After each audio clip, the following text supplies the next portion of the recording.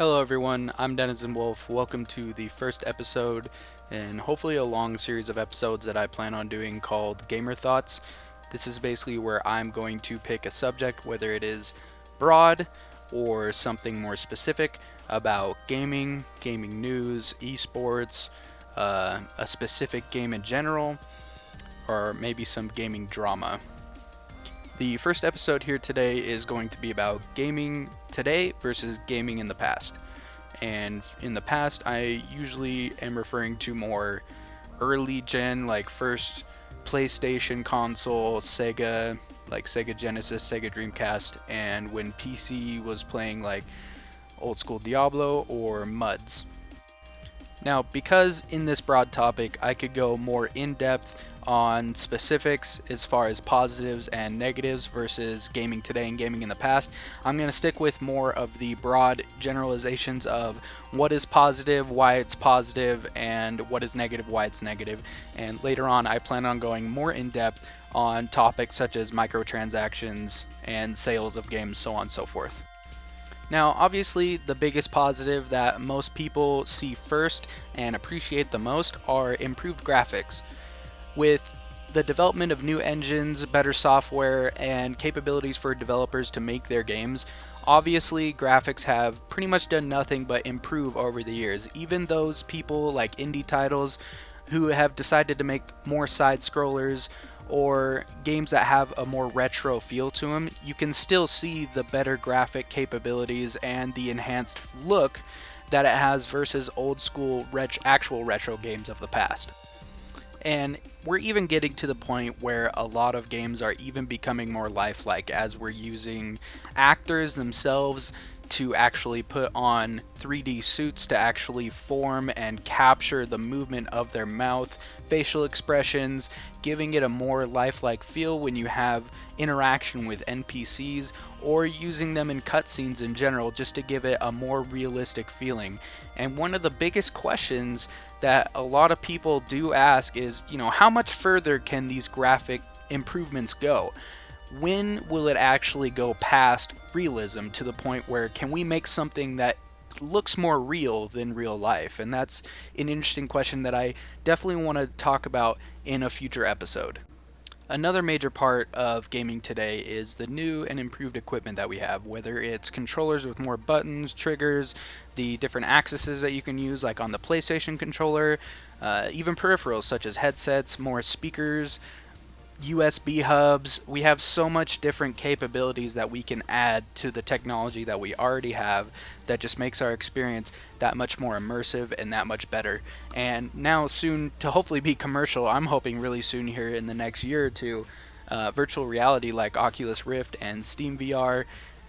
These are technologies that really help us immerse ourselves to a point where horror games make us jump and feel true dread, and it's what's it going to turn into, what's going to be next. And that's such an exciting feeling to kind of look into that sort of question and think about, man, if they can start making virtual reality headsets, what's going to be next? We see there's other things out there like Cybereth as well, where you can actually sit, run, stand, and it tracks your body movement. There's other beta technologies out there as well that you can check out online that are really interesting to look at. I definitely recommend it. And just knowing the fact that those are being tested out there right now gives a lot of gamers like myself just a really amazing hope that games not even that far in the future, like five years from now isn't that far, will just be so immersive and so lifelike that almost every game that is made is going to have its own unique experience, and it's going to give you the sense that you are really in a fantasy world, in a new adventure, and having an experience that you couldn't normally have in real life. Now, even with all that positive, with the improvement in our technology and our distribution of gaming, I still believe that there are plenty of negatives out there that have affected us, but many people may not think about. One that I do believe people think about is DLC. Now, DLC, or for those who don't know, downloadable content, has pretty much been a controversy since it started existing a few years ago. It has become very prevalent now today, where almost every major title and even quite a few indie titles or smaller titles are implementing DLC today. One of the biggest issues that people talk about with DLC is the fact that it allows developers to make a game, sell a game at full price that could be missing some essential content or content that doesn't need to be distributed later on as DLC, which they sell pretty much only to give them a bigger profit. Before DLC, the only thing that we pretty much had was expansions. For example, back in Diablo, when Diablo 2 came out, you had to play that for a long time. It was a vast game, you had plenty of hours of content to play, and then afterwards they made Lords of Destruction, which was an expansion that still had plenty of content. It was pretty much its own separate game. You could log in a lot of hours onto it. Nowadays, DLC seems to be pretty minuscule, even though they can sell it for $20+. Some have even been sold for $40+, and it seems to have a pretty big lack of content compared to the actual game, even though the price can be pretty hefty. Now, even recent games have been a big problem with DLC. One good example is Evolve. Evolve came out, and unless you did not get the DLC, you pretty much did not get a game with full content. And in order to basically have a full game, which those developers made, you had to spend over $100.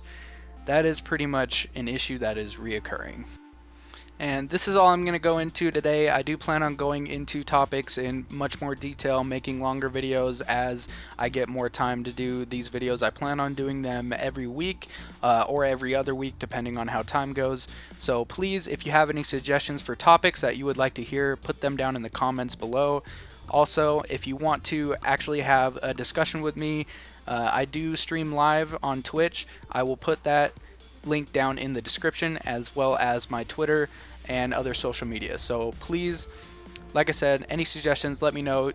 If you like it, like the video, subscribe to the channel. I will be making more videos in the future, not just this series as well. I will probably be doing some montages and whatever else I can think of at the time. So once again, thank you very much for watching. I really appreciate it. I hope you guys enjoyed it as much as I enjoyed making it. Also, Happy New Year's, everyone. I hope you had a really good 2015, and I'm looking forward to what's going to happen in 2016. And outros are really hard, so get out of here and go play some games.